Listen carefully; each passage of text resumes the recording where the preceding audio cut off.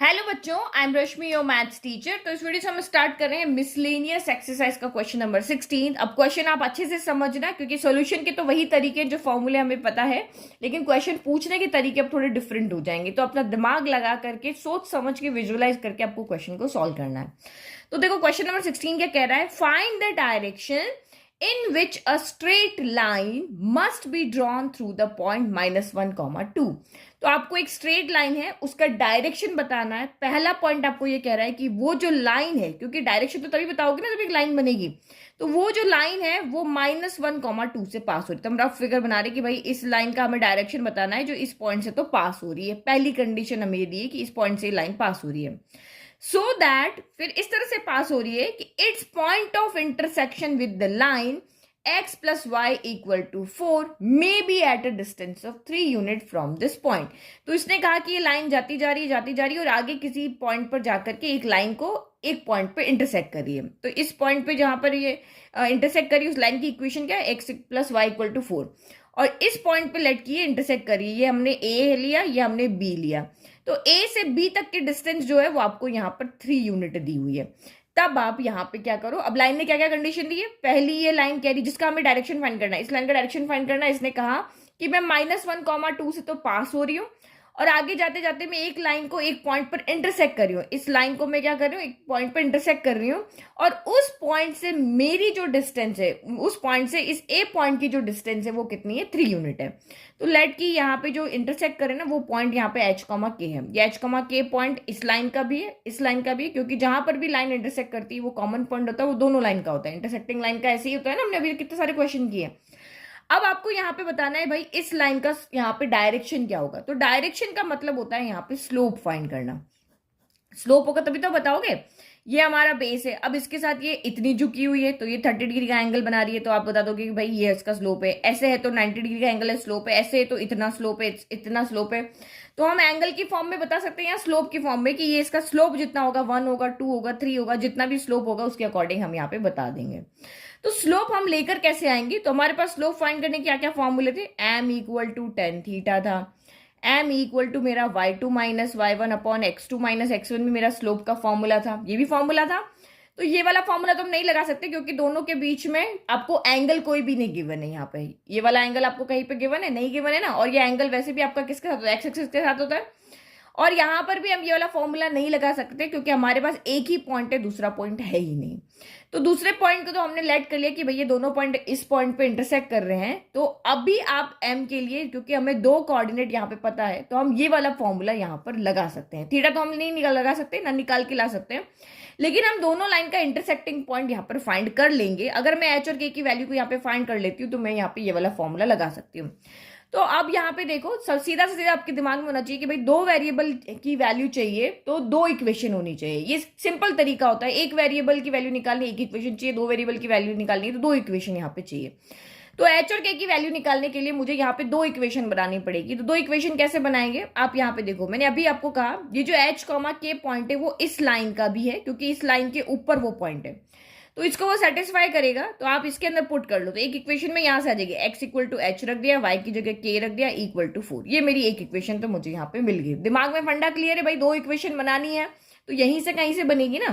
तो ये पॉइंट, इसका भी पॉइंट है, क्वेश्चन में ही कहा है कि भाई इंटरसेक्टिंग पॉइंट है ये वाला, तो इसका भी होगा।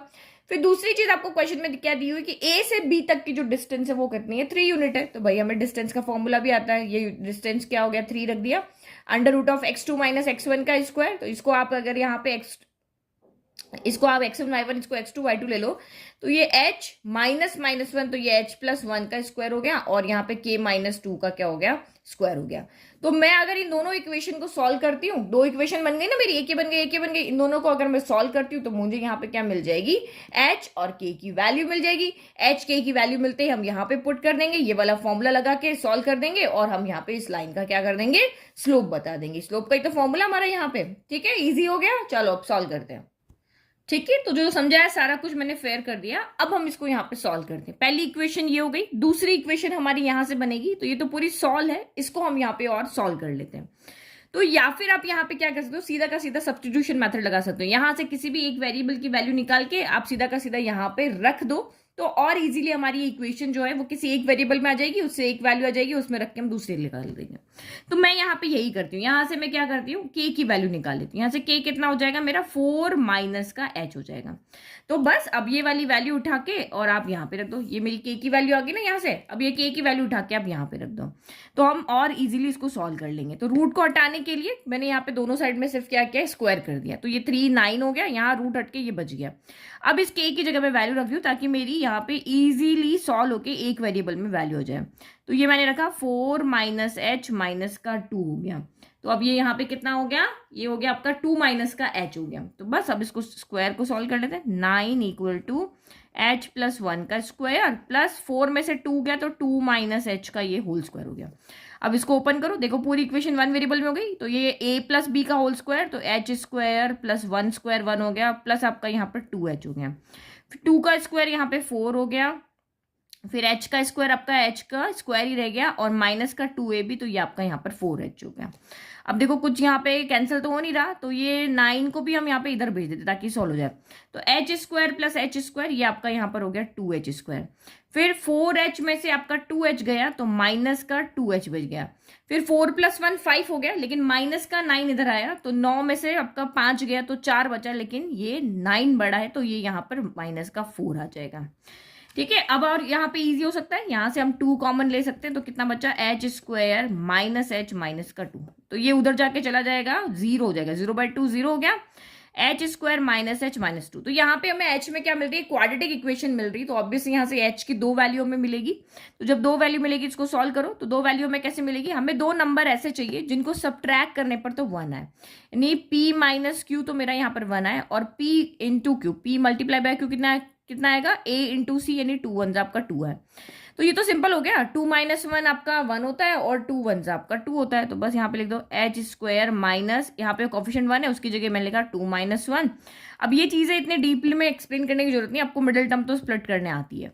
तो h square minus plus minus का 2h हो गया, माइनस माइनस प्लस का h हो गया, माइनस का 2 हो गया। फर्स्ट 2 में से कॉमन ले लो, तो h कॉमन आ रहा है, अंदर h माइनस 2 बच गया, यहाँ से कुछ भी नहीं तो प्लस का 1 कॉमन आ रहा है, तो h माइनस 2 यहाँ भी बच गया, जो यहाँ पे साइन होता है वो बाहर आ जाता है। तो अब आपका यहाँ पे क्या हो गया, दोनों कॉमन ब्रैकेट को एक साथ लिख दो, और जो कॉमन टर्म थी उनको मिला करके एक साथ लिख दो, ये हमने लिख दिया। नाउ जब आप यहाँ पे लिख दो when h minus 2 equal to 0 है, तो this implies h equal to आपका 2 हो गया, और जब आपका h प्लस 1 इक्वल टू 0 है, तो this implies h equal to minus 1 हो गया। तो दोनों वैल्यू पॉसिबल है, क्योंकि h यहाँ पे हमारा कोऑर्डिनेट है, तो पॉजिटिव भी हो सकता है, नेगेटिव भी यहाँ पे हो सकता है। तो हमारी h की 2 वैल्यू आई है यहाँ पर, तो हम यहाँ पे वैल्यू 2 केस बनेंगे, स्लोप भी 2 आएंगे फिर आपके यहाँ पे।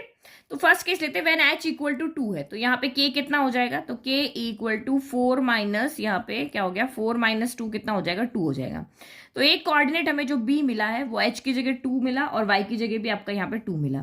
तो अब हमें यहाँ सीधा सीधा इसके साथ ही हम स्लोप भी फाइंड कर लें। तो डिस्टेंस ऑफ ए बी यहाँ पर, नहीं sorry, slope of A B, slope of A B कितना आ जाएगा यहाँ पे, स्लोप ऑफ ए बी, वही आपका फॉर्मूला लगा लेते हैं, कौन सा, y2 माइनस y1, क्योंकि दोनों कोऑर्डिनेट पता है ना, तो x2 माइनस x1। तो किसी को भी यहाँ पे b के कोऑर्डिनेट लिख दिए, ये a के कोऑर्डिनेट लिख दिए, -1, 2 हो गया। तो इसको चाहे x1 y1 ले लो, और इसको चाहे आप x2 y2 ले लो, तो किसी को भी ले लो, फर्क नहीं पड़ेगा। y2 माइनस y1, तो ये आपका कितना हो गया, 2 माइनस 2 हो गया 0, और ये आपका कितना हो गया, x2 माइनस x1 हो गया, तो -1, और ये माइनस का 2 हो गया। तो न्यूमरेटर तो आपका वैसे ही 0 आ गया। अब 0 में चाहे किसी से भी डिवाइड करो, आपका स्लोप यहाँ पे क्या आ रहा है, 0 आ रहा है। तो ए बी का स्लोप यहाँ पे 0 आ रहा है, इसका मतलब यहाँ पे ये क्या हो गया कि ये लाइन जो होगी, जब किसी का भी स्लोप अगर 0 आता है, तो वो लाइन क्या होती है, एक्स एक्सिस के क्या हो जाती है, पैरेलल हो जाती है। तो फिगर हमने रफ बनाया ना, अब फेयर बनाओगे तो आपको ऑटोमेटिक आइडिया हो जाएगा, बताती हूँ। देखो इस लाइन का, किसी भी लाइन का स्लोप, मैंने आपको 10.1 के इंट्रोडक्शन में बताया था, किसी भी लाइन का स्लोप अगर 0 है तो वो लाइन क्या हो जाती है, ए बी के पैरेलल हो जाती है। आप यहाँ पे इजीली देख भी सकते हो, देखो यहाँ पे 0 है, स्लोप ऑफ ए बी यहाँ पे क्या है, 0 है, तो हमें यहाँ पे पता है ना m इक्वल टू हमारा कितना होता है, tan थीटा होता है, ठीक है।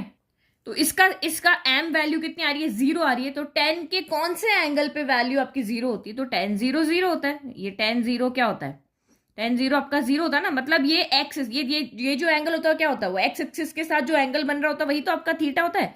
एक्स एक्सिस के साथ पॉजिटिव डायरेक्शन में जो भी एंगल बन रहा होता है वो थीटा होता है। अब ये कह रहा है कि भाई यहाँ तो कोई एंगल ही नहीं बन रहा। अब जब एंगल नहीं बन रहा इसका मतलब वो लाइन एक्स एक्सिस के क्या है, पैरेलल है।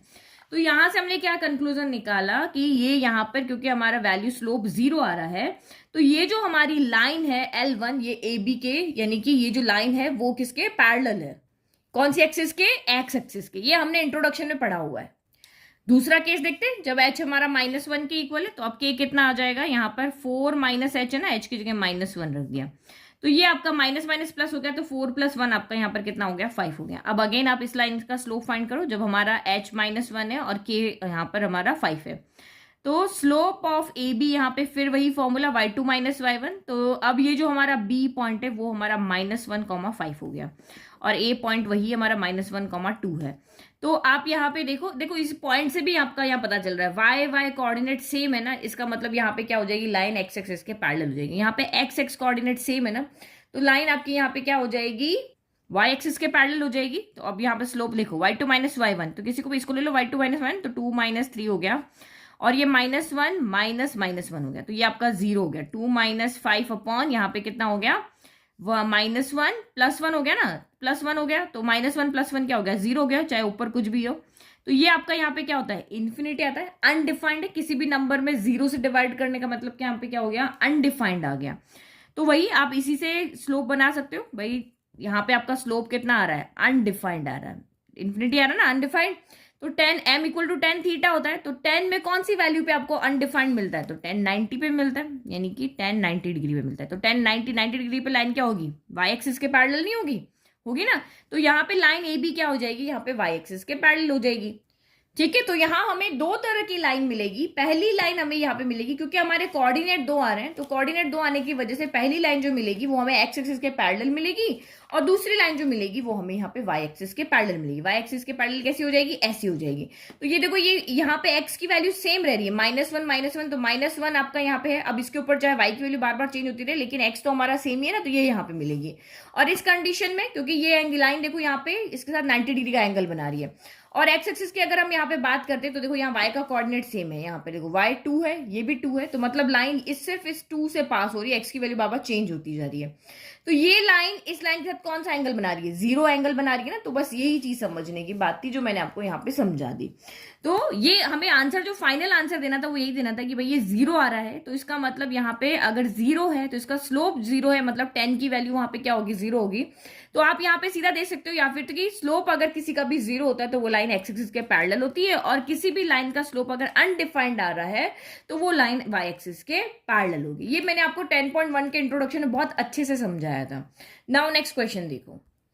तो अब आए हैं अपने मोस्ट इंपॉर्टेंट क्वेश्चन पे। समझने की बात है, कर आप इजीली लोगे, ठीक है। इतना तो हम मिसलेनियस तक आ गए हैं भाई, पूरा चैप्टर पढ़ के। The hypotenuse of right angle triangle has its and at the point 1,3। पूरा क्वेश्चन ऑब्जर्वेशन का है ये, एंड -4,1। तो आपको क्या कह रहा है भाई, एक राइट एंगल ट्राइंगल है, लेकिन राइट एंगल ट्राइंगल क्या होता है, ऐसा होता है जिसका एक एंगल क्या होता है, 90 डिग्री होता है। तो इसने कहा कि राइट एंगल ट्राइंगल तो है, लेकिन इसके हाइपोटेनियस कौन सा है, 90 की जो सामने वाली हाइपोटेनियस होती है, तो उसके एंड पॉइंट हमें दिया हुआ है। एक पॉइंट हमें ये दिया हुआ है और एक पॉइंट हमें ये दिया, 1,3 दिया हुआ है, -4,1 आपको ये पॉइंट दिया हुआ है। Find the equation of the legs perpendicular sides of the triangle. तो परपेंडिकुलर साइड्स कौन सी होती है, ये भी होती है और ये भी होती है, दोनों 90 डिग्री, दोनों के बीच में कितना एंगल, 90 डिग्री का ना। तो आपको इन दोनों की क्या करनी है, इक्वेशन बना के बतानी है कि भाई ये लाइन की इक्वेशन भी बताओ और ये लाइन की इक्वेशन भी बताओ। तो यहाँ पे हम इजीली फिगर बना लेते हैं क्योंकि कोऑर्डिनेट्स हमें यहाँ पे गिवन है।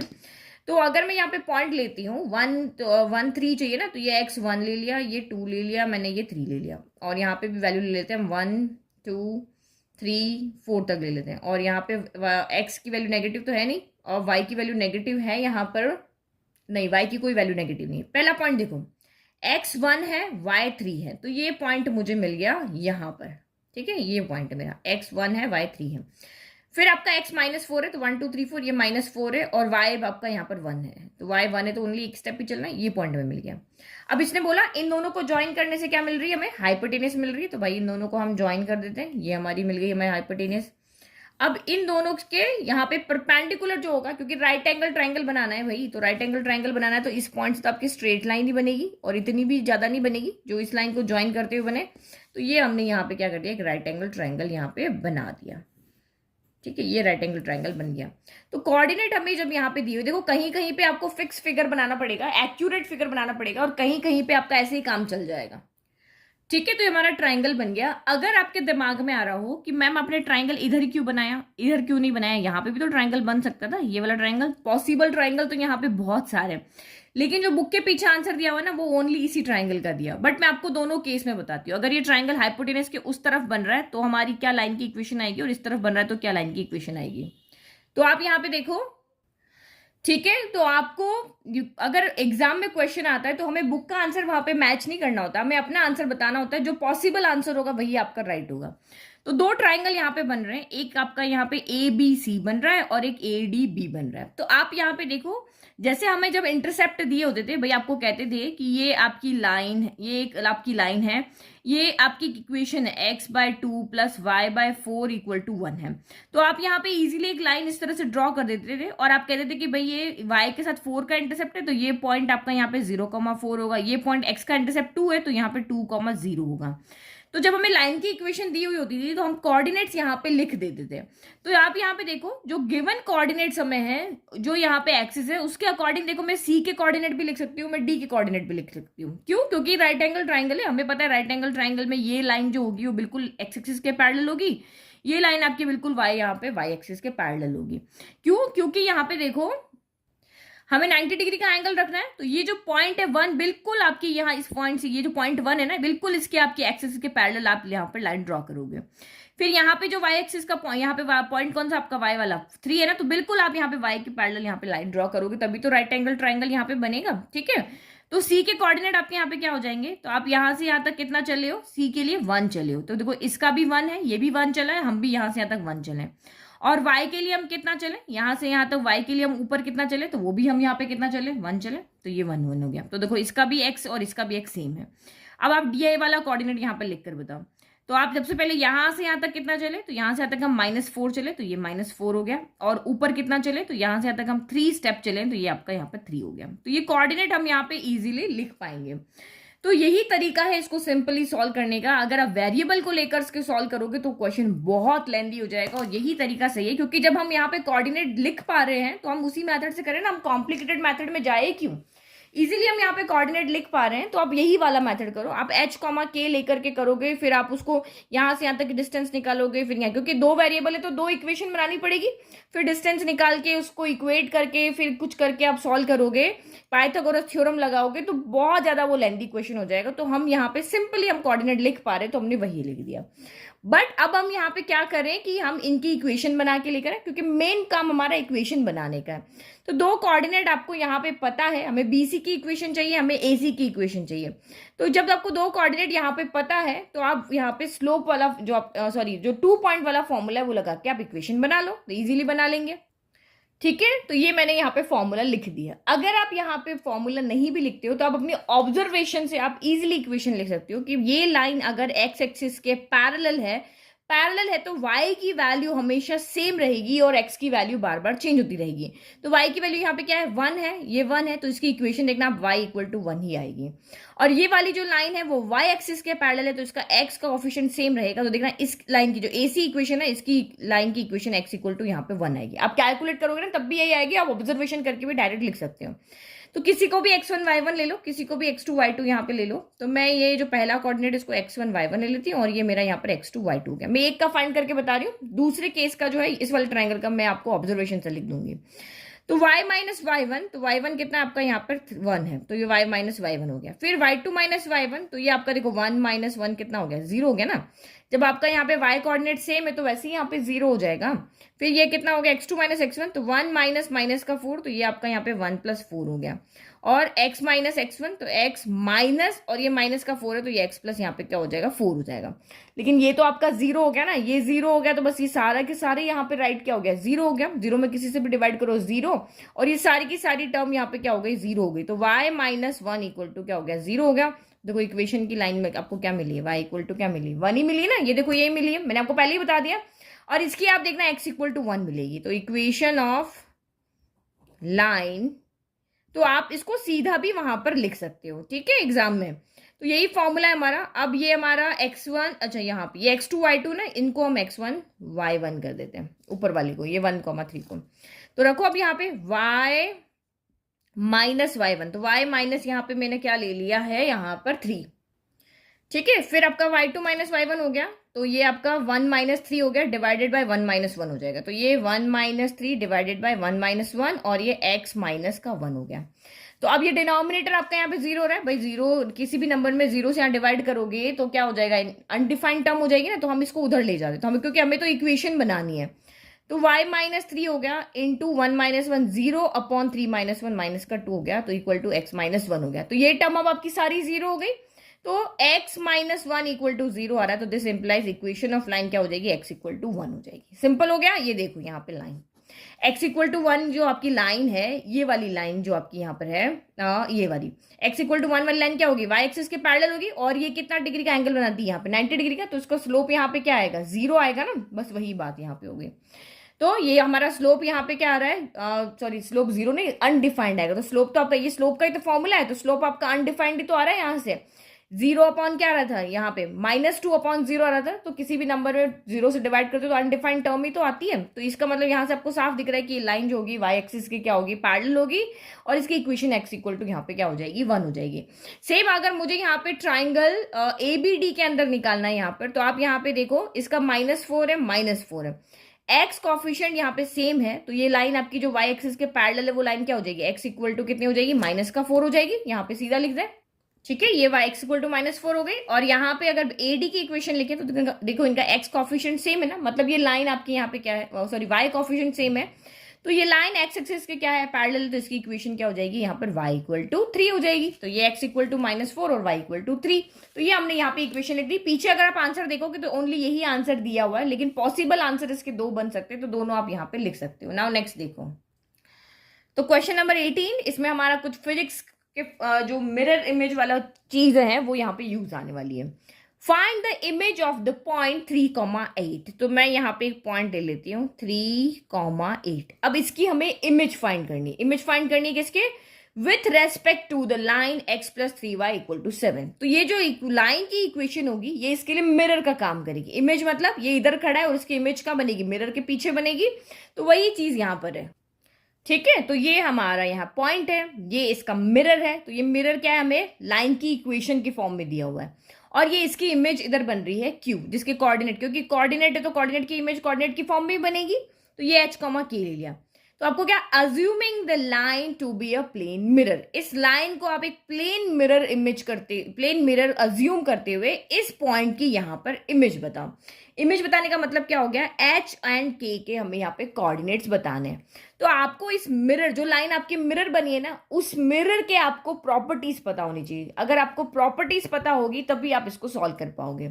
देखो सीधी सी एक बात यहाँ पर है, 2 कोऑर्डिनेट है, 2 वेरिएबल है, 2 वेरिएबल है तो इक्वेशन भी क्या चाहिए, 2 चाहिए। तो मिरर की जो 2 प्रॉपर्टी है वो हम लेकर के और इक्वेशन बनाएंगे, 2 प्रॉपर्टी से 2 इक्वेशन बनाएंगे, उन दोनों को सॉल्व करके हम h और k की वैल्यू यहाँ पर लेकर के आएंगे।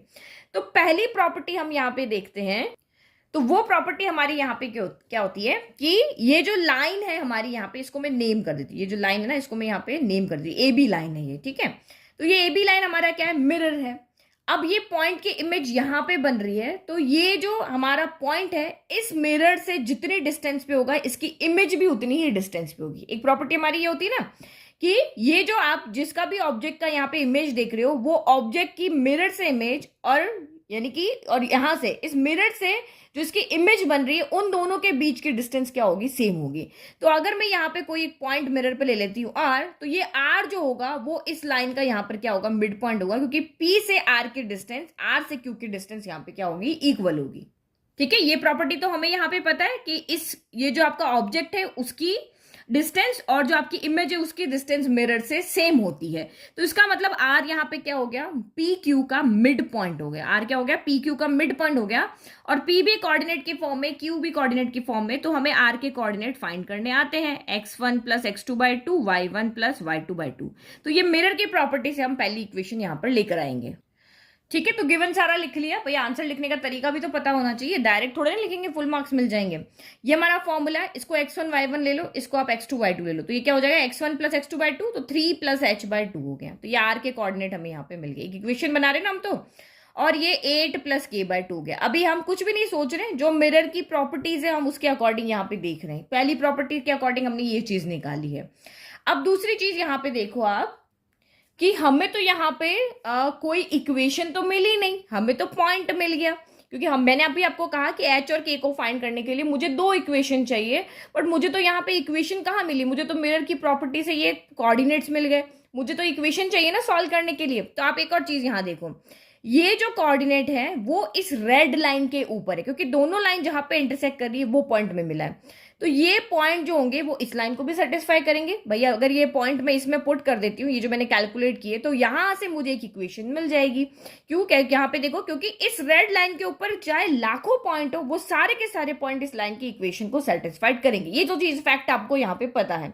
तो हमें यहाँ पे एक इक्वेशन बनानी थी, नहीं बनी, तो हम ये वाले पॉइंट इसमें पुट करके एच और के की फॉर्म में चलो एक इक्वेशन तो बना लें, क्योंकि भाई रेड लाइन पे पॉइंट आए तो उसको भी सेटिस्फाई करेगा वो। तो since point R lies on the line A B, so it will satisfy the equation of line A B. तो इसको सेटिस्फाई करेगा। एक्स की जगह पे आप रखो 3 प्लस एच बाई टू रखा, प्लस 3 अगेन है, और इस y की जगह y की वैल्यू रख दो। तो ये आपका यहाँ पर क्या हो गया, 8 प्लस के बाय टू हो गया, इक्वल टू 7 हो गया। तो ये हमें पहली इक्वेशन यहाँ पे मिल गई।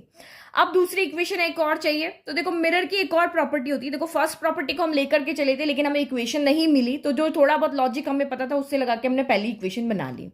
अब मिरर की हमारी दूसरी प्रॉपर्टी यहाँ पर क्या होती है कि जहां पर भी इमेज बनती है वो परपेंडिकुलर होती है मिरर के। मतलब ये जो लाइन है ना पी क्यू, ये ए बी के यहाँ पे क्या होगी, परपेंडिकुलर होगी। यही हमारी दूसरी प्रॉपर्टी होती है कि इमेज जो भी बनेगी वो इस लाइन, इस मिरर के हमेशा क्या होगी, परपेंडिकुलर होगी। तो ये 90, ये सारे सारे के 90 हो जाएंगे ना।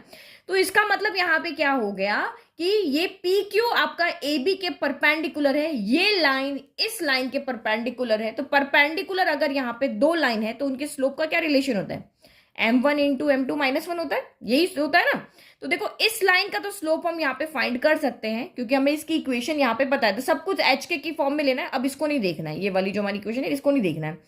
तो इस लाइन का स्लोप हम निकाल के यहां रख देंगे। m2 का स्लोप हमें यहाँ पे इजीली मिल जाएगा। m2 का मतलब लाइन l2 का, 2 पॉइंट हमें यहाँ पता है ना। देखो इसका स्लोप तो हम इस इक्वेशन से निकाल देंगे, इसका स्लोप हमें 2 पॉइंट पता उससे निकाल देंगे, दोनों वैल्यू निकाल के यहाँ पे रख देंगे। तो ये हम लेकर कैसे आए हैं, क्योंकि ये मिरर की प्रॉपर्टी है कि ये दोनों एक दूसरे को, ये जो लाइन होती है, जो इमेज होती है, वो इस लाइन के साथ में, मिरर के साथ में परपेंडिकुलर होती है। तो इसीलिए हम ये चीज यहाँ पर लेकर के आए। ठीक है, तो पी क्यू परपेंडिकुलर है ए बी के, क्योंकि image is form perpendicular to mirror. तो ये दोनों लाइन अगर परपेंडिकुलर है तो m1 into m2 equal to -1 हो जाएगा। तो m1 हमने स्लोप ऑफ ए बी ले लिया। तो लाइन ए बी आपकी यहाँ पे क्या ये रही, इसकी इक्वेशन ये रही। तो स्लोप ऑफ ए बी यहाँ पे कितना हो जाएगा, इसका स्लोप हम यहाँ पे ले रहे हैं m1, तो ये हो जाएगा माइनस का a बाय बी होता है, यही फॉर्मूला होता है। तो ये हो गया माइनस a कितना है यहाँ पे 1 है, और b कितना है तो यहाँ पे आपका 3 है। तो यानी m1 आपका यहाँ से कितना हो गया, माइनस का 1/3 आ गया। तो ये मैंने यहाँ पे लिख दिया माइनस का 1/3। Now slope of P Q, तो यहाँ पे तो हमें फॉर्मूला लगाना पड़ेगा। पी क्यू स्लोप का फॉर्मूला क्या होता है, y2 m2 निकाल रहे हैं हम। m2 क्या क्या formula, y2 minus y1 upon x2 minus x1, यही फॉर्मूला होता है। तो वैल्यू पुट करो, m2 माइनस, ये x1 y1 ले लिया, ये x2 y2 ले लिया। तो m2 माइनस m1 यानी k माइनस 8 हो गया, और आपका यहाँ पे y2 minus y1 k minus 8 हो गया, x2 माइनस x1 आपका यहाँ पे h माइनस का 3 हो गया। तो बस यहाँ पे वैल्यू रख दो, k minus 8 divided by h minus का 3 हो गया। बस अब आप यहाँ पे क्या कर दोगे, ये इसमें पुट करो, दूसरी इक्वेशन मिल जाएगी। तो ये आपका now m1 m2 equal to -1, तो वैल्यू पुट करो, m1 कितना है माइनस का 1/3, फिर आपका ये हो गया k minus 8 upon h minus 3 equal में आपका हो गया माइनस का 1। तो इसको सॉल्व करो, यहां से हमें क्या मिलेगी, एक इक्वेशन मिलेगी। तो हम इसको सॉल्व करते हैं। तो ये आपका यहाँ पे देखो, इधर भी माइनस है, इधर भी माइनस है, ये तो आपका कैंसिल हो गया। और अब यहाँ पे हम क्या करें, 3 को उधर लेके चले जाते हैं और डिनोमिनेटर को सारे को उधर लेके चले जाते हैं। तो k माइनस 8 ही बचा यहाँ पर, और यहाँ पे बचा 3h माइनस का 3 बचा। तो k माइनस 8 इक्वल टू ये आपका हो गया 3h माइनस का 9 हो गया। तो किसी एक वेरिएबल की फॉर्म में इक्वेशन ले लेते हैं। तो k का कोफिशिएंट नहीं है तो k को अलग रख लेते हैं। 3h माइनस का 9 इधर का आके प्लस का 8 हो गया। तो k की वैल्यू यहां से कितनी आ गई, 3h माइनस की 1 आ गई। बस अब k की वैल्यू हमने निकाल ली है, इसको उठा करके इसमें रख दो, ये हमारी इक्वेशन है, इसमें पुट करके सॉल्व करेंगे तो हमें यहां से वैल्यू मिल जाएगी। तो putting k equal to 3h minus 1 in first, तो देखो ये तो आपका 3 प्लस h बाय 2 ही रहा, फिर आपका ये 3 एज इट इज रहा, k की जगह पे आपको ये रखना है plus 3h minus 1 divided by आपका 2 इक्वल टू आपका 7 है। तो ये हो गया 3 plus h by 2 as it is रह गया, प्लस 3 बाय 2 भी यहाँ एज इट इज है, ये कितना हो गया 8 में से 1 गया, तो ये 3h यहाँ पे कितना बन गया, प्लस 7 बन गया, इक्वल टू आपका 7 है। तो 2 एलसीएम आ रहा है, तो ये आपका 2 एलसीएम हो गया, तो यहाँ पे आपका 3 प्लस h हो गया, ये 3 3 जा 9 है, ये तो ये अंदर मल्टीप्लाई हो रहा है ना, दोनों का डिनोमिनेटर सेम है तो ये ऐड हो जाएंगे, 3 3 जा 9 हो गया, प्लस 7 3 जा 21 हो गया, इक्वल टू ये 7 हो गया। अब ये 7 को हम इधर भेज देंगे, तो ये 9h प्लस आपका ये 1 टाइम h कितना हो गया 10h हो गया, और 21 प्लस 3 आपका यहाँ पे कितना हो गया 24 हो गया, और 7 का ये 2 उधर जाके 7 2 जा 14 हो गया। तो नाउ आपका यहाँ पे 10h कितना हो जाएगा, तो आपका हो जाएगा 14 माइनस का 24 हो जाएगा। तो 10h इक्वल टू 14 में से 24 गया, तो ये आपका यहाँ पे माइनस का 10 हो गया, यानी कि h की वैल्यू यहाँ से कितनी मिल गई, मुझे माइनस की 1 मिल गई। मुझे तो h की तो वैल्यू लेकर के आनी थी, हमारा इमेज ही तो लेकर आना है, h हमें मिल गया। अब h की वैल्यू को आप उठा के इसमें रख दो, तो नाउ आपका k हो जाएगा। तो k इक्वल टू कितना हो जाएगा, 3h की जगह -1 रखा, और ये -1 यहाँ पे पहले से, तो बस इसको सॉल्व करो। तो k इक्वल टू आपका यहाँ पर हो गया माइनस का 3 माइनस का 1, यानी कि ये हो गया आपका माइनस का 4 हो गया। तो बस अब आपकी इमेज के पॉइंट हो गए, ये हमारा k हो गया, ये कितना हो गया आपका k हो गया, ये h हो गया, तो इमेज के पॉइंट लिख लो। ठीक है, ये हमने लिख दिया। देखो कितना सिंपल क्वेश्चन था, बस मिरर की जो प्रॉपर्टी थी, और दिमाग में एक चीज फंडा क्लियर है, 2 वेरिएबल है तो 2 इक्वेशन बनानी है, तो इक्वेशन कैसे बनानी है वो आपके दिमाग में आना चाहिए। तो बस हमने कुछ सोचा ही नहीं, हमने तो मिरर की प्रॉपर्टी को ले लेके चलते रहे, और हमारी 2 इक्वेशन बन गई, हमने इसको सॉल्व कर लिया। तो बिल्कुल भी क्वेश्चन आपका यहाँ पे टफ नहीं है, बहुत सिंपल क्वेश्चन था ये। नाउ नेक्स्ट देखो, तो क्वेश्चन देखो आप यहाँ पर, if the line y equal to 3x plus 1 and 2y equal to x plus 3 are equally incline to the line y equal to mx plus 4, find the value of m। यानी कि यहाँ पे जो हमारी लाइन की equation है ना, इसका हमें यहाँ पे क्या फाइंड करके बताना है, स्लोप फाइंड करके बताना है। अब क्वेश्चन यहाँ पे क्या कह रहा है कि ये लाइन और ये लाइन जो है, ये दोनों लाइन जो है वो इस लाइन के साथ इक्वली इंक्लाइंड है। तो देखो सिंपल सा एक फिगर बना लेते हैं, मतलब अपने आइडिया के अकॉर्डिंग, ताकि हम इस क्वेश्चन को सॉल्व कर सकें। तो ये लेट की मेरी कोई लाइन है यहाँ पे, y equal to mx plus 4 है यहाँ पर, और ये 2 लाइन इसका इक्वली इंक्लाइंड है, मतलब इसके साथ में इक्वल एंगल बना रही है। मतलब ये अगर 30 डिग्री बना रही है तो ये भी इसके साथ 30 डिग्री बना रही है, तो ये उधर झुकी हुई ना, तो मैं इसको ऐसे बना देती हूँ। तो लेट की अगर ये इसके साथ थीटा एंगल बना रही है, तो ये भी इसके साथ थीटा एंगल ही बनाएगी।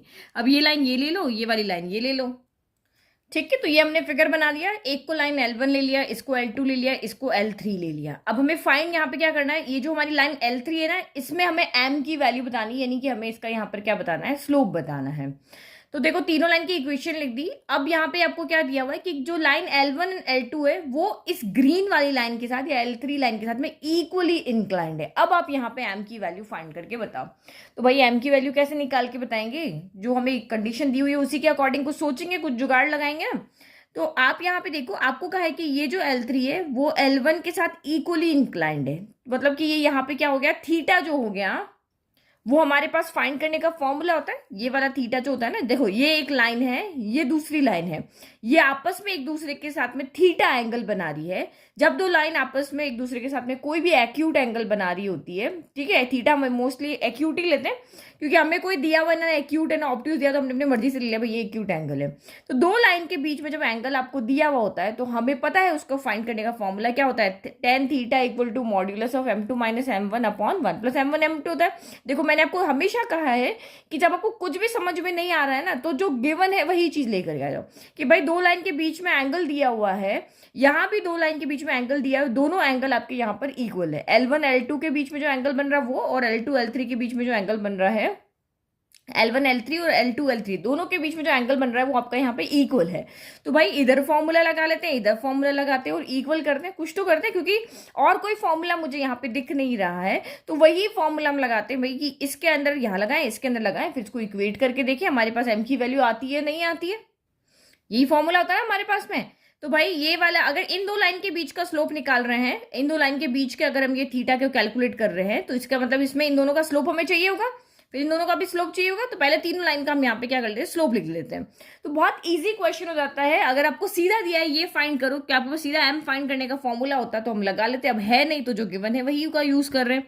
तो हियर आपका स्लोप ऑफ लाइन L1 कितना हो जाएगा, तो ये आपका x का कॉफिशिएंट, क्योंकि ये लाइन जो है वो इंटरसेप्ट की फॉर्म में है, तो यहाँ पे जो x का कॉफिशिएंट होगा वही इसका स्लोप हो जाएगा। यहाँ पे y ये इंटरसेप्ट की फॉर्म में नहीं है, ये एक लाइन की इक्वेशन है, उनको उधर शिफ्ट करेंगे और m इक्वल टू माइनस का a बाई बी का फॉर्मूला लगेगा, और ये फिर से इंटरसेप्ट की फॉर्म में, तो यहाँ m ही इसका क्या हो जाएगा, स्लोप हो जाएगा। ठीक है, तो तीनों लाइन के हमने यहाँ पे स्लोप लिख दिया। बस इस लाइन को आप यहाँ पे सिर्फ अरेंज कर लेना, ये जीरो इधर आ जाएगा, x पॉजिटिव रखते हैं तो ये आ गया x प्लस, और ये 2y इधर आके माइनस का हो जाएगा, और ये +3 इक्वल टू 0 हो गया। तो ये यहाँ पे माइनस का a बाई बी का फॉर्मूला लग रहा है, तो माइनस का a माइनस ये हो गया, a कितना है यहाँ पे 1 और b कितना है -2, तो ये 1/2 आपका यहाँ पर आ गया। ठीक है, तो अब हमें यहाँ पे एंगल यहाँ पे गिवन है, तो m को फाइंड करने के लिए जो गिवन है उसी का हम रेशियो यहाँ पर लेकर के चलते हैं। तो भाई इन दोनों लाइन के अंदर थीटा फाइंड करते हैं, फिर इन दोनों लाइन का हम यहाँ पे थीटा फाइंड करते हैं। ठीक है, तो दोनों लाइन अलग अलग लिख दिया, एक बार L1 L3 और एक बार L2 L3 के बीच में हम यहाँ पे फाइंड कर रहे हैं थीटा। तो थीटा फाइंड करने का हमारे पास ये फॉर्मूला जो गिवन है वही फॉर्मूला लगा रहे हैं। तो L1 और L3 है, तो स्लोप भी इन्हीं के होंगे, तो एक स्लोप यहाँ पे 3 हो जाएगा और ये आपका m हो जाएगा। तो हम m1 हमारे पास ये है, तो m2 की जगह हम यहाँ पे क्या कर देते हैं, m3 कर देते हैं। तो ये आपका यहाँ पे कितना हो जाएगा, tan theta equal to modulus of, यहाँ पे आपका हो जाएगा m3 की वैल्यू कितनी है, तो ये आपकी यहाँ पर हो जाएगी m माइनस m1 की वैल्यू कितनी है, तो ये आपकी 3 हो गई, और डिवाइडेड में आपका 1 प्लस m1 m2, तो m यानी कि 3m हो जाएगा। ठीक है, ये हमारी वैल्यू हो गई। फिर इधर भी सेम ये रहते हैं, तो tan थीटा इक्वल टू ये आपका यहाँ पे modulus of m2 minus m1 होगा ना, तो ये रहा हमारा m2। ठीक है, क्योंकि यहाँ पे L2 L3 ना, तो ये दोनों चीज हम यहाँ पर लेंगे। तो इधर m पहले लिया था तो इधर भी यही करते हैं, m माइनस 1/2 कर देते, ये m माइनस का 1/2 हो गया, और यहाँ पे हो जाएगा 1 प्लस m इंटू 1/2 हो जाएगा। तो 1/1 सॉल्व करते हैं, पहले इसको सॉल्व कर लेते हैं। तो ये आपका यहाँ पे क्या हो जाएगा, तो ये दोनों वैल्यू हमने यहाँ पर लिख दी। ठीक है, अब आप यहाँ पे देखो, जब हम इन दोनों लाइन को ले रहे हैं, तो tan थीटा लेफ्ट दोनों का यहाँ पे क्या है, इक्वल है। अगर लेफ्ट इक्वल है तो राइट भी इक्वल होगा, बस यही लिखेंगे। ठीक है, तो लेफ्ट को यहाँ पे लेफ्ट इक्वल, राइट को इक्वल लिखना है, ये इधर लिख दिया, इसको भी लिखते हैं। इसको पहले एक बार क्या कर लेते हैं, थोड़ा सा सॉल्व कर लेते हैं। तो ये एलसीएम में जाएगा उधर, तो ये आपका यहाँ पर क्या हो जाएगा, 2m माइनस का 1 हो जाएगा, और नीचे क्या बच जाएगा, यहाँ भी एलसीएम होगा, तो ये 2 इधर चला जाएगा, तो 2 प्लस m यहाँ पर हो जाएगा, और जो डिनोमिनेटर के 2 है वो कैंसिल हो जाएगा, यहाँ का एलसीएम इसके डिनोमिनेटर से क्या हो जाएगा, कैंसिल हो जाएगा। तो यहाँ पे क्या बचा हमारे पास, 2m माइनस 1 बचा, और ये 2 प्लस यहाँ पर m बचा। अब देखो सिंपल होता ना तो हम इसको सॉल्व कर लेते, बट इधर भी मॉड्यूलस है, इधर भी मॉड्यूलस है, तो दोनों तरफ मॉड्यूलस का मतलब यहाँ पे क्या है कि इसके अंदर जो वैल्यू है m की वैल्यू पुट करने पर पॉजिटिव भी आ सकती है, नेगेटिव भी आ सकती है। यहाँ पर भी वैल्यू पॉजिटिव भी, मतलब इनका जो सॉल्यूशन है वो कभी भी आपका यहाँ पे पॉजिटिव वैल्यू भी मिल सकता है और आपको यहाँ पे नेगेटिव वैल्यू भी मिल सकता है। तो एक चीज आप ये छोटी छोटी चीजें यहाँ पे ध्यान रख रहे हो कि मॉड्यूलस ऑफ अगर अल्फा है वो मॉड्यूलस ऑफ बीटा के इक्वल है, तो इसका मतलब अल्फा यहाँ पे क्या हो जाएगा, प्लस माइनस बीटा के इक्वल हो जाएगा। यानी यहाँ से जो हमें m की वैल्यू मिलेगी ना, वो आपकी यहाँ पे पॉजिटिव में भी मिल सकती है और आपकी नेगेटिव में भी मिल सकती है। तो इसका मतलब यहाँ पर भी हमें फिर से 2 केस लेने पड़ेंगे। एक बार आप यहाँ से मॉड्यूलस को हटाओगे तो आप यहाँ पे प्लस माइनस का साइन आ जाएगा। तो ये अब हम यहाँ पे क्या लिखे, m minus 3/1 plus 3m equal two plus minus 2m minus 1/2 plus हमने m ले लिया। ठीक है, मॉड्यूलस हमने हटा लिया। अभी हम सभी तो हम सॉल्व कर पाएंगे। अब एक बार आप प्लस के साथ सॉल्व कर लो, एक बार माइनस के साथ में। ठीक है, तो पहले हम यहाँ पे प्लस का साइन ले रहे हैं, तो सॉल्व करो। बस क्या करना, क्या क्रॉस मल्टीप्लाई करना है। तो ये मैं पहले एक साथ लिख लेती हूँ, m minus 3 into 2 plus m, ये एक साथ लिख दिया। और इधर मैंने लिखा 2m माइनस 1 इंटू 1 प्लस का क्या कर दिया, 3m कर दिया। मल्टीप्लाई करो m इंटू 2, तो ये 2m आ गया, m इंटू m, तो ये आपका m स्क्वायर आ गया। माइनस प्लस माइनस, 3 2 6 हो गया, माइनस प्लस माइनस, ये आपका यहाँ पर 3m हो गया। फिर 2m यहाँ पे जाएगा, 2m इंटू 1 आपका यहाँ पर 2m हो गया, और ये 3 2 6, m into m, m square हो गया। फिर माइनस का 1 से मल्टीप्लाई यहाँ पर होगा तो माइनस का 1 ही आएगा, और माइनस प्लस यहाँ पे माइनस का आपका 3m ही आएगा। देखो कुछ कैंसिल हो रहे हैं, इक्वल के दोनों तरफ सेम साइन वाले कैंसिल हो जाएंगे, तो 2m से 2m कैंसिल हो गया, और आपका यहाँ पर ये मुझे 3m से 3m कैंसिल होता भी दिख रहा है। तो इसका मतलब यहाँ पे क्या हो गया कि नंबर को एक तरफ ले जाते हैं, तो ये 6m स्क्वायर बड़ा है ना, इसको इधर भेज देते हैं, और माइनस के 1 को उधर, तो माइनस का 1 उधर जाके प्लस का 1 हो गया, तो 1 minus 6 equal to 6m square, ये इधर आया तो माइनस का m स्क्वायर हो गया। तो इधर क्या बचा, 6 में से 1 गया तो 5 बचा, लेकिन नेगेटिव वाला। और यहाँ पे 6m² में से एक m² गया, तो यहाँ पर भी आपका 5m² बचा, लेकिन पॉजिटिव वाला। तो अब मुझे m² की वैल्यू चाहिए, तो m² की वैल्यू के लिए 5 को उधर भेज दें, तो -5/5 इक्वल टू आपका m² हो गया। तो यहां से मैं क्या देख रही हूँ, m² की वैल्यू जो है वो मुझे -1 मिल रही है। और आपको भी पता है कि किसी भी नंबर का आप स्क्वायर कर लो, चाहे दुनिया में जितने नंबर है उनका स्क्वायर कर दो, लेकिन उसका आंसर कभी भी आपको नेगेटिव नहीं मिलेगा। 2 स्क्वायर 4, -2 का स्क्वायर आपका 4, कोई भी वैल्यू यहाँ पे रख दो m की जगह पे, लेकिन आंसर आपका कभी भी नेगेटिव यहाँ पर नहीं आएगा। तो ये आपको एक इमेजिनरी नंबर मिल रहा है। और m यहाँ पे हमारा क्या है, एक स्लोप है। m यहाँ पे कौन है, हमारा स्लोप है ना। स्लोप थोड़ी ना कोई यहाँ पे नेगेटिव में हो जाएगा। तो यहाँ पे ये पॉसिबल ही नहीं है कि लेफ्ट में स्क्वायर करके आप कोई नंबर आंसर लेकर के आ रहे हो, राइट में आपको नेगेटिव वैल्यू मिल रही है, ऐसा कोई नंबर नहीं है। तो आप कह दो कि भाई यहाँ इस सॉल्यूशन से तो हमें m पॉसिबल नहीं मिल रहा। मगर आप दोनों इक्वेशन को पॉजिटिव में इक्वल ले रहे हो, प्लस का साइन लेकर के सॉल्व कर रहे हो, तो ये m की वैल्यू यहाँ से हमें नहीं मिल रही है। अब देखते हैं, पॉजिटिव में तो हमें आंसर नहीं मिला, अब इसके साथ में नेगेटिव साइन को देख करके देखते हैं। तो अभी इसको उधर लेकर के चले जाएं, तो ये m-3 इधर आ गया, 2 + m भी इधर आ गया। फिर इधर ये माइनस है, हम अंदर ले जाते हैं, तो ये माइनस का 2m हो गया और प्लस का 1 हो गया। ठीक है, एक एक स्टेप कम करते हैं फटाफट। और ये 1 + का 3m बच गया। ठीक है, माइनस को मैंने कुछ नहीं किया, न्यूमरेटर को मल्टीप्लाई कर दिया। अब फिर से आप वही सॉल्व करो, m-3 को 2 + m से सॉल्व करोगे तो यही 4 टर्म आपकी यहाँ पर आने वाली है। कौन कौन सी, ये m × 2 2m हो गया, m × m आपका m² हो गया, माइनस प्लस माइनस 3 2 6 हो गया, और माइनस प्लस माइनस आपका यहाँ पर 3m हो गया। फिर अब इसको मल्टीप्लाई करो तो माइनस का 2m आ जाएगा, और माइनस प्लस माइनस 3 2 आपका 6m² आ जाएगा। फिर 1 से मल्टीप्लाई किया तो ये 1 हो गया, और ये आपका यहाँ पर क्या हो गया, 3m हो गया। ठीक है, और कुछ नया तो हमें मिला नहीं, बस अब इसको सॉल्व करें। देखो यहाँ पे कुछ भी कैंसिल अब नहीं हो रहा है, तो m वाली टर्म को एक साथ ले जाते हैं, या सबको एक तरफ लेके चले जाते हैं। जब कैंसिल नहीं हो रहा तो मुझे लग रहा है क्वाड्रेटिक इक्वेशन यहाँ पे बनेगी। तो ये नेगेटिव आ रहा है ना, तो इधर लेके जाते हैं, तो 6m² उधर जाके इससे ऐड होगा, तो ये आपका यहाँ पे क्या हो जाएगा, 7m² हो जाएगा। यही दिख रहा है। फिर नेक्स्ट आप यहाँ पे देखो और m को सॉल्व करो, तो 3m में से आपका यहाँ पे 2m गया, तो नेगेटिव का 1m बचा, नेगेटिव का 1m बचा, और इधर क्या बचा, 3 - 2, तो यहाँ पे पॉजिटिव का 1m बचा। जब पॉजिटिव का उधर जाएगा तो दोनों नेगेटिव मिल जाएंगे। नहीं, हम किसको लिखे, जैसे इसको ही लिखे थे, तो -m, तो ये माइनस माइनस प्लस हो जाएगा, तो ये आपका यहाँ पे 2m हो जाएगा, और साइन नेगेटिव आएगा क्योंकि दोनों नेगेटिव है। अब नंबर को देखते हैं, तो यहाँ पे ये 1 है, ये उधर जाएगा, यहाँ पे प्लस का 1 उधर जाएगा, तो 6 के साथ ये क्या हो जाएगा, माइनस का 1 ऐड हो जाएगा, तो माइनस माइनस प्लस, तो 6 + 1 आपका 7 हो गया, और ये साइन आपका यहाँ पे क्या आ जाएगा, नेगेटिव आ जाएगा। तो ये हमारी क्या बन रही है, क्वाड्रेटिक इक्वेशन बन रही है। अब इसको आपको यहाँ पे सॉल्व करना है। तो देखो ये वाली जो इक्वेशन है ना, वो हमारी जो हमारी मिडिल टर्म स्प्लिटिंग है उससे ये सॉल्व नहीं होगी, क्योंकि देखो 7 7 49 होता है, तो 49 के ऐसे फैक्टर बनाओ कि माइनस करने पर 2 आए। तो ऐसा कोई फैक्टर नहीं है कि भाई जिसको माइनस, ऐसे दो नंबर हम लेकर आए कि जिनका मल्टीप्लाई तो 49 हो, लेकिन सब उन दो नंबर को सब्ट्रैक्ट करने पर हमारा 2 आ जाए। तो इसीलिए यहाँ पे मिडिल टर्म स्प्लिटिंग नहीं लगेगा। तो फिर इसको सॉल्व करने के लिए हम यहाँ पर लगाएंगे क्वाड्रेटिक फॉर्मूला। तो क्वाड्रेटिक फॉर्मूला आपका यहाँ पे क्या होता है, क्वाड्रेटिक फॉर्मूला हमारे पास होता है, m की वैल्यू लेकर के आनी है, तो ये होगा माइनस का b plus minus in root of b² minus 4ac upon का क्या हो जाएगा, 2a हो जाएगा। ये हमारा क्वाड्रेटिक फॉर्मूला है।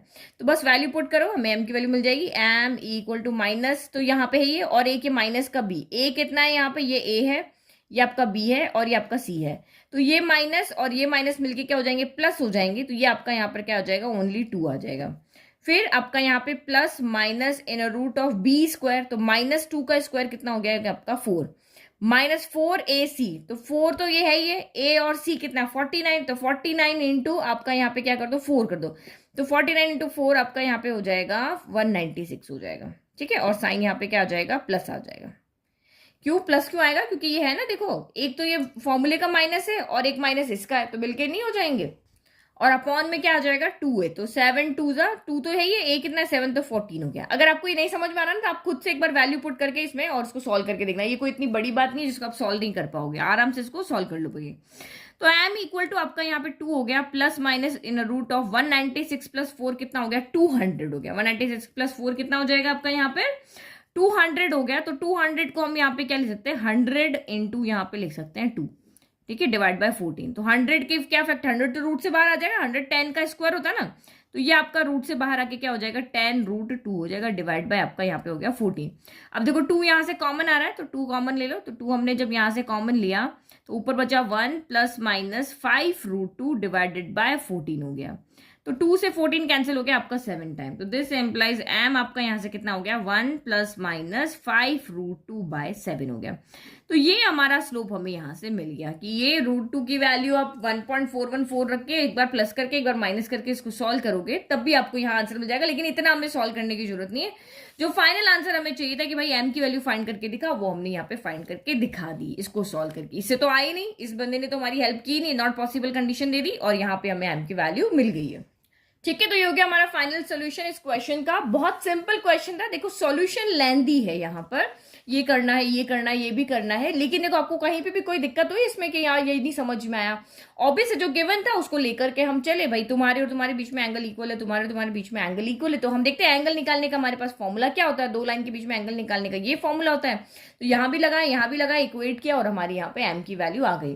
तो क्योंकि इस वाली इक्वेशन में आपके दो वेरिएबल हो रहे थे, एक थीटा भी हो रहा था और एक एम भी हो रहा था, तो दो वेरिएबल थे तो इक्वेट किया ना, तो वही तो हमने किया। सब्स्टिट्यूशन मेथड देख लो, या फिर कि इक्वेट तो क्या, यहाँ से tan थीटा की वैल्यू उठा के यहाँ रख दी, बस यही तो हमने किया। दो वेरिएबल में इक्वेशन बनाई, इक्वेट किया और उसको सॉल्व कर लिया। नाउ लास्ट क्वेश्चन देखिए इस वीडियो का। देखो क्वेश्चन नंबर आपका 20 यहाँ पे क्या कह रहा है, if sum of the perpendicular distance of a variable point, not a simple point, which point, variable point, pxy from the lines x plus y minus 5 equal to 0 and 3x minus 2y plus 7 equal to 0 is always 10, show that p must move on line। तो आपको यहाँ पे क्या कह रहा है कि भाई एक ये पॉइंट है, ये हमने यहाँ पे p पॉइंट ले लिया, ठीक है, x, y। तो अब ये कह रहा है कि ये जो P पॉइंट है इसकी इस लाइन से और इस लाइन से जो परपेंडिकुलर डिस्टेंस है ना, उनका जो सम है वो आपको यहाँ पे 10 दिया हुआ है। लाइक कि एक लाइन हमारी ये रही, दूसरी लाइन हमारी ये रही, तो इस पॉइंट से इस लाइन पे परपेंडिकुलर ड्रॉ किया, इस पॉइंट से इस लाइन पे अपने परपेंडिकुलर ड्रॉ किया, तो ये जो परपेंडिकुलर डिस्टेंस है ना, इनका जो सम है, लाइक कि ये हमारी A है, ये डिस्टेंस हमारी B है, तो A प्लस B आपको यहाँ पर क्या दिया हुआ है, 10 दिया हुआ है। तो आपको यहाँ पे बताना है कि show that P must move on a line. तो ये आपको बताना है कि ये जो P है ना वो एक लाइन में ही मूव करेगा। तो ये आप कैसे शो करोगे, देखो सबसे पहले इस वेरिएबल पॉइंट को समझो। आपको सिंपल नहीं कहा कि ये एक पॉइंट है, यहाँ फिक्स पॉइंट है और इसके इनसे डिस्टेंस 10 है, ये नहीं कहा। वेरिएबल का है मतलब कि ये मूव कर रहा है, कभी यहाँ आ जाएगा, कभी यहाँ आ जाएगा। पॉइंट तो कहीं पे भी हो सकता है, यहाँ कहीं पे भी आ सकता है, लेकिन इस पॉइंट की जो इन दोनों लाइन से डिस्टेंस है वो हमेशा यहाँ पर 10 रहेगी। तो पॉइंट कहीं पर भी हो सकता है, लेकिन इसने कहा नहीं, पॉइंट कहीं पर भी नहीं होना चाहिए, पॉइंट जो है वो आपका एक लाइन में मूव करना चाहिए, इस तरह से एक लाइन में मूव करना चाहिए। स्ट्रेट लाइन जो होगी ना, उस लाइन में आपको यहाँ पे मूव करना चाहिए। तो हम कैसे शो करेंगे कि भाई ये पॉइंट जो है वो इस लाइन में ही मूव कर रहा है। तो इसके लिए हमें यहाँ पे क्या दिखाना पड़ेगा कि हमें जो ये पॉइंट P जो है ना वो x एक इक्वेशन की फॉर्म हमें यहाँ पे निकालनी पड़ेगी इस लाइन की। तो अगर हमने इसको इक्वेशन की फॉर्म में यहाँ पे दिखा दिया तो ये हम शो कर देंगे। तो इक्वेशन की फॉर्म का मतलब समझ में आ रहा है, मतलब ये पॉइंट जब यहाँ पर है, देखो इस लाइन पे अगर कोई भी पॉइंट है तो वो इस लाइन की इक्वेशन को क्या करेगा, सेटिस्फाई करेगा ना। तो वो जो लाइन का इक्वेशन क्या होती है, एक्स और वाई में रिलेशन ही तो होता है कि ये अगर लेट की इसको यहाँ पे कोई पॉइंट सेटिस्फाई कर, लेट कि एक्स मेरा 2 है, वाई मेरा यहाँ पे 3 है, तो एक्स 2 रखा, वाई 3 रखा, 5 हो गया, 5 - 5 यहाँ पे 0 हो गया। तो ये पॉइंट इसको सेटिस्फाई कर रहा है। तो पॉइंट तो और भी हो सकते हैं, 1 4 भी हो सकता है, 0 5 भी हो सकता है, लेकिन वो सारे पॉइंट इसको यहाँ पे क्या कर रहे हैं, सेटिस्फाई कर रहे हैं। तो हमें भी इस लाइन की ऐसी ही एक्स वाई को रिलेशन को लेते हुए एक इक्वेशन बना देंगे कि भाई ये सारे पॉइंट जो भी यहाँ पर आएंगे, क्योंकि ये भी वेरिएबल है ना एक्स और वाई, कि इन एक्स और वाई की जो भी वैल्यू आप रखो वो उस लाइन को यहाँ पे क्या करे, सेटिस्फाइड करे। तो बस हमें इस लाइन की एक इक्वेशन बना के दिखानी है जो एक्स और वाई की फॉर्म में हो। बाकी हमें यहाँ पे आगे कोई मतलब नहीं, क्योंकि हमें ये पॉइंट भी वेरिएबल की फॉर्म में ही दिया हुआ है। समझ में आ गया ना क्वेश्चन, बहुत अच्छे से मैंने एक्सप्लेन कर दिया कि पॉइंट P की इन दोनों लाइन से परपेंडिकुलर डिस्टेंस जो है वो यहाँ पर क्या है, A प्लस B यानी 10 है, दोनों के सम की डिस्टेंस का सम है वो 10 है। तो आप यहाँ पे शो करके बताओ कि जो पॉइंट P वो फिक्स नहीं है, ये मूव कर रहा है, मूव कहीं भी कर सकता है, लेकिन आपको शो करना है ये एक लाइन में ही मूव कर रहा है। तो एक लाइन के ऊपर हजारों करोड़ों इनफाइनाइट पॉइंट्स होते हैं, तो हम उस लाइन की इक्वेशन बना करके दिखा देते हैं और कह देंगे कि जो भी एक्स वाई इस पॉइंट को, इस लाइन की इक्वेशन को सेटिस्फाई करेगा, इस लाइन की इक्वेशन निकाल देंगे और कहेंगे जो भी एक्स वाई की वैल्यू इस लाइन की इक्वेशन को सेटिस्फाई करेगी वही जो होगी, उन्हीं पॉइंट की डिस्टेंस इन दोनों लाइन से 10 होगी। ठीक है, अब ये देखते हैं। ठीक है, फेयर फिगर बना लिया, जो गिवन था वो सारा हमने यहाँ पर लिख दिया कि भाई हमें d1 प्लस d2 जो है वो 10 गिवन है और दोनों लाइन की इक्वेशन हमारे पास ये है। तो अब हम कैसे यहाँ पर एक इक्वेशन लेकर के आए जो इस लाइन की हो। इस लाइन की इक्वेशन हमें बनानी है ना, क्योंकि ये पॉइंट अभी मैंने आपको समझा दिया कि यहाँ से हमें जो शो करना है वो आपको समझ में आना चाहिए कि ये जो पॉइंट है आपका पी एक्स कोमा वाई, वहां से ये जिस लाइन से ये पास हो रहा है ना, उस लाइन की इक्वेशन आपको यहाँ पे बनानी है। तो कैसे बनाएंगे, क्योंकि हमें ना इसका एक पॉइंट पता है ना हमें इसका स्लोप पता है, कुछ भी नहीं पता है। तो आपको तो जो गिवन है आप वही लिखो। एक पॉइंट आपको गिवन है और एक लाइन से उसकी परपेंडिकुलर डिस्टेंस d1 है। तो एक पॉइंट की एक लाइन से परपेंडिकुलर डिस्टेंस फाइंड करने का हमारे पास फॉर्मूला क्या होता है, d equal to modulus of ax1 plus by1 plus c divided by आपका होता है a square plus b square का स्क्वायर रूट होता है। यही पता है ना आपको। भाई एक पॉइंट दिया हुआ है, एक लाइन से उसकी परपेंडिकुलर डिस्टेंस d1 होती है, तो इस d1 को फाइंड करने का ये वाला फॉर्मूला होता है। तो हमें कहा है कि ये d1 प्लस d2 आपका यहाँ पे सम 10 है। तो हम इस पॉइंट की इस लाइन से डिस्टेंस निकाल लेते हैं, इस पॉइंट की इस लाइन से डिस्टेंस निकालते हैं, यहाँ पुट करते हैं और उसको सॉल्व करने की कोशिश करते हैं, चाहे पता नहीं हमें एक इक्वेशन मिल जाए। क्योंकि इस लाइन की इक्वेशन बनाने के लिए मुझे और कोई तरीका यहाँ पर अभी दिख नहीं रहा है। एक पॉइंट दिया हुआ है, स्लोप मुझे यहाँ पे नहीं पता है, तो स्लोप भी मैं यहाँ कैलकुलेट नहीं कर, जब कुछ भी नहीं दिखता है तो जो गिवन है उसी के पास हम जाते हैं, उसी का फॉर्मूला यूज करके और उसको सॉल्व करने की कोशिश करते हैं। तो d1 यहाँ पे कितना हो जाएगा, ये हमारा फॉर्मूला है। x1 y1 की जगह हमारे पॉइंट में देखो ये xy है ना, और पॉइंट भी आपके यहाँ पे xy है, तो x की जगह x ही रखना है, y की जगह y ही रखना है। यहाँ पे वेरिएबल इन्होंने चेंज किया, इन्हें ना a भी दिया है ना x1 y1 दिया है। लाइन की जो इक्वेशन है वो भी xy में है और जो पॉइंट है वो भी आपका xy में ही है। तो d1 यहाँ पे क्या हो जाएगा, मॉड्यूलस ऑफ x की जगह x रखा, यानी कि ये सेम रहेगा x plus Y minus 5 divided by under root of A square. तो एक्स का कॉफिशिएंट क्या है 1, तो 1 स्क्वायर 1 हो गया, और अंडर रूट और बी यानी वाई का कॉफिशिएंट 1, तो ये 1 स्क्वायर 1 हो गया। फिर इक्वल टू, सॉरी इक्वल नहीं, यहाँ पे क्या आएगा आपका प्लस आएगा, प्लस है ना d2। तो d2 में भी सेम एक्स वाई पॉइंट यहाँ रखोगे तो सेम यहाँ पे भी यही रहेगा, 3x माइनस 2y प्लस 7 हो गया, और under root of A square. तो ए स्क्वायर कौन हो जाएगा, 3 का स्क्वायर 9, और बी स्क्वायर तो माइनस 2 का स्क्वायर आपका यहाँ पे हो जाएगा 4, और इक्वल में आपका कितना आ रहा है, यहाँ पे 10 आ रहा है। ठीक है, तो हमें तो एक लाइन की इक्वेशन बनानी थी और इसको सॉल्व करके हमें इस तरह से देखो कुछ इक्वेशन मिलती है या नहीं है। तो अब इसको सॉल्व करो, देखो डिनोमिनेटर में आप इसको सॉल्व कर सकते हो। ये आपका x प्लस वाई माइनस 5 हो गया और डिवाइड में रूट 2 हो गया। फिर प्लस ये आपका यहाँ पर हो गया 3x माइनस 2y प्लस 7 हो गया, डिवाइड में रूट आपका यहाँ पर 13 हो गया, इक्वल टू आपका यहाँ पर क्या हो गया 10 हो गया। तो इसको थोड़ा सा और सॉल्व कर लेते हैं, अभी हम मॉड्यूलस के साथ काम नहीं कर रहे हैं। तो यहाँ पर हम क्या करते हैं, एलसीएम ले लेते हैं। तो एलसीएम कितना हो जाएगा आपका यहाँ पे, रूट 2 इंटू रूट का क्या हो जाएगा 13 हो जाएगा। एक जो हमारी जनरल इक्वेशन होती है ना ax plus B Y plus C equal to 0, तो इस फॉर्म में हम एक इक्वेशन को बना लेते हैं। अभी ये इंटरसेप्ट फॉर्म में भी नहीं है क्योंकि इक्वल में 1 होता है उसके भी। तो ये हमने यहाँ पे क्या, इधर कौन मल्टीप्लाई हो जाएगा, इधर रूट 2 है तो इधर रूट 13 मल्टीप्लाई हो, रूट 13 किससे मल्टीप्लाई हो जाएगा, modulus of x plus Y minus 5 से। और यहाँ पे आपका रूट 13 है तो रूट 2 मल्टीप्लाई हो जाएगा 3x माइनस 2y प्लस 7 से, और इक्वल टू आपका क्या हो गया 10 हो गया। इनको उधर भेज दो, तो ये आपका यहाँ पर हो गया root 13 as it is modulus of x plus Y minus 5 हो गया, और ये आपका रूट 2 एज इट इज, और यहाँ पे आपका क्या हो जाएगा 3x माइनस का 2y plus 7 equal to root a into root B क्या होता है, root a into root B होता है, अंडर रूट ऑफ a भी हो जाता है। तो ये हो जाएगा 10 रूट का 26 हो जाएगा, 13 इंटू 2 क्या हो जाएगा 26 हो जाएगा। ये हो गया। अब हम इसको उधर लेके चले जाएं, तो क्योंकि ये देखो ये a x हो गया, ये b y हो गया, और ये हमारा इस तरह से हो गया। देखो अभी मैं समझा रही हूँ, अभी ये है नहीं क्योंकि इसमें x भी है y भी है, तो इसको भी हम उधर लेके चले जाते हैं। तो ये हो जाएगा root 13 modulus of x plus Y minus 5 plus root 2 3x minus 2y plus 7 और माइनस का 10 रूट 26 इक्वल टू 0 हो गया। अब हम इसको सॉल्व करेंगे तो हमें x और y की फॉर्म में एक इक्वेशन मिलेगी। तो इसको सॉल्व करने का मतलब क्या है कि यहाँ पे देखो, जब मैं ये मॉड्यूलस यहाँ पे हटाऊंगी तो इसमें से मुझे वैल्यू x और y की वैल्यू जब पुट करोगे तो इसमें से मुझे यहाँ पे पॉजिटिव वैल्यू भी मिल सकती है, नेगेटिव वैल्यू मिल सकती है। इसको समझना, यहाँ पर भी अगर मैं इसको सॉल्व करती हूँ एक्स और वाई कोई भी वैल्यू रख करके, तो यहाँ से भी मुझे दोनों वैल्यू मिल सकती है, पॉजिटिव भी मिल सकती है, नेगेटिव भी मिल सकती है। तो मतलब इस पहले वाली टर्म से मुझे प्लस माइनस कोई भी वैल्यू यहाँ पर मिल सकती है। तो मॉड्यूलस हटाएंगे तो भाई दोनों चीज आएगी ना। आप यहाँ पे एक्स की जगह पे माइनस का 10 रख दो, वाई की जगह 1 रख दो, तो माइनस का यहाँ पे क्या हो जाएगा, चाहे माइनस का 2 ही रख दो, यहाँ 1 रख दो, तो 5 + 2 7, माइनस का 7 + 1, तो ये हो जाएगा आपका यहाँ पे 6, माइनस का 6 हो जाएगा, तो ये नेगेटिव वैल्यू आ रही है। तो जब अभी हमें एक इक्वेशन बनानी, तो इक्वेशन में हमें ये नहीं देखना है कि सिर्फ वो पॉजिटिव वैल्यू देगी नेगेटिव देगी, वो कोई भी वैल्यू यहाँ पे दे सकती है। तो इसीलिए जब भी आप मॉड्यूलस को हटाते हो तो हमेशा हम प्लस माइनस का साइन यहाँ पे लगा रहे हैं कि भाई ये अंदर वाली वैल्यू हमें कोई भी आंसर यहाँ दे सकती है, प्लस में भी दे सकती है, माइनस में भी दे सकती है।